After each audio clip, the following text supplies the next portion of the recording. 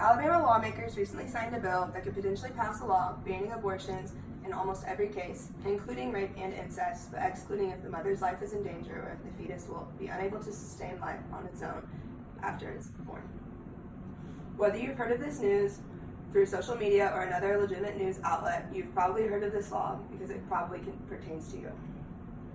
As a woman in society today, I would like to have the ability to make decisions for myself when it concerns my body, and I know other women would like to as well.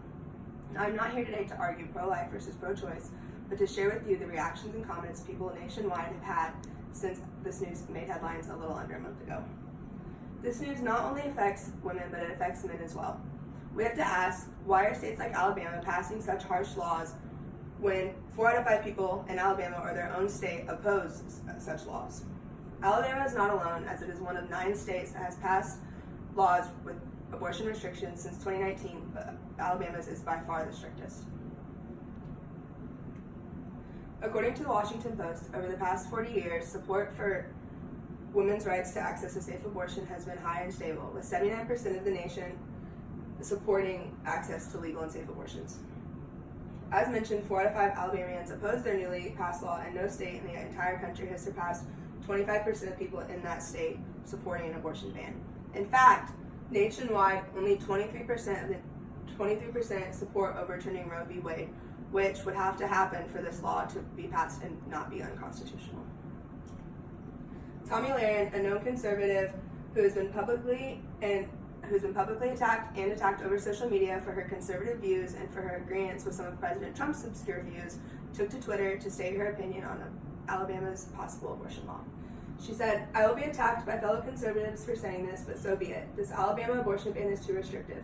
It doesn't save life, it simply forces women into more dangerous methods, other states or countries. You don't encourage life via blanket government mandate." Tomi was praised for saying this because her views have high implications in the conservative community.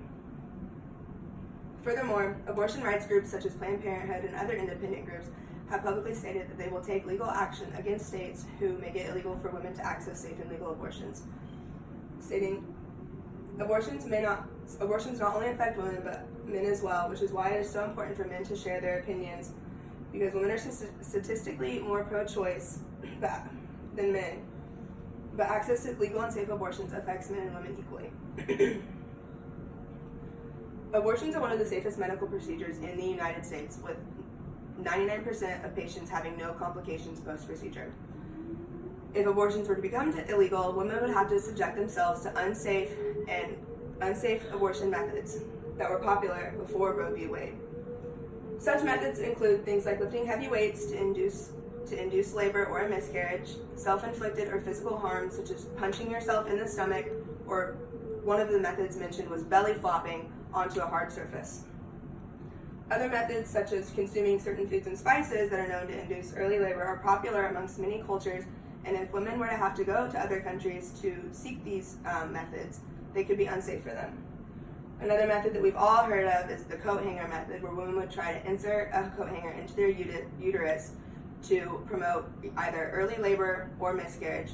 And methods like that subject women to physical injury, and they could maybe be prone to death. There is not a significant difference between the support of men and women when it comes to abortions. There is a slightly 5% higher percentage of women who are pro-choice rather than men, but like mentioned, laws like these affect men and women. A one-night stand consensual between both parties, whether protection was used, whether it wasn't used, maybe it broke, doesn't matter. Conception can happen whenever sexual intercourse occurs. And if these two people are not familiar with each other, not prepared to raise a baby together, or financially unstable, they deserve to have the right to choose if they have that baby or not. Many people recommend, why not foster care or give it up for adoption, but the truth is our foster care system is already so overloaded that once these kids go into these conditions, their lives have bad conditions already. They're no better position being in foster care than they are if the parents were to choose to not have them. Yes, in some cases, they could benefit and really flourish, but the reality is a lot of kids bounce from house to house and no kid gets a true adoption and a true family.